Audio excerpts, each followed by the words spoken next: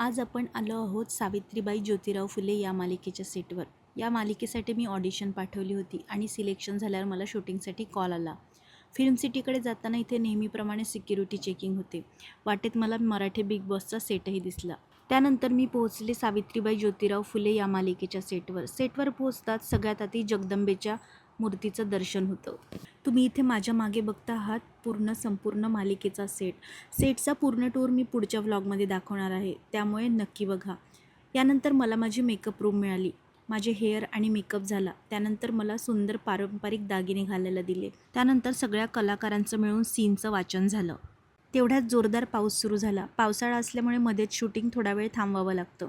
मग lunch break झाला. Lunch झाल्यानंतर आमचा सीन लागला. या सीनमध्ये सावित्रीबाईंच्या शिक्षणाच्या प्रवासातील आणि संघर्षातील सगळ्यात कठीण प्रसंग दाखवला जात होता, जिथे त्यांच्यावर खरकटं पाणी टाकण्याचा, शेणगोळे टाकण्याचा, दगड फेकण्याचा प्रसंग होता.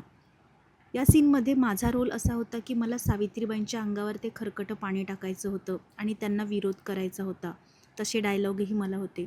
खरं सांगायचं तर सुरुवातीला खूप भीती वाटत होती आणि मनात खूप दडपण होतं, कारण ज्या व्यक्तीमुळे आपण आज शिकू शकलो, इथवर येऊ शकलो, त्यांच्या भूमिकेवर असं काही करायचं होतं.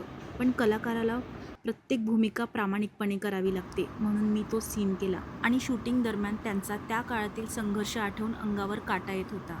सीन संपल्यानंतर मी सेटवर काही सुंदर फोटो काढले अमोल सरांसोबत, त्यानंतर क्षमा मॅडमसोबत. खूप छान एकत्र क्षण घालवले. त्यानंतर पुन्हा जोरदार पाऊस सुरू झाला. शेवटी माझं पॅकअप झालं आणि मी घरी परतले. असेच व्लॉग्स, बिहाइंड द सीन्स आणि मनोरंजक अपडेट्ससाठी मला नक्की फॉलो करा.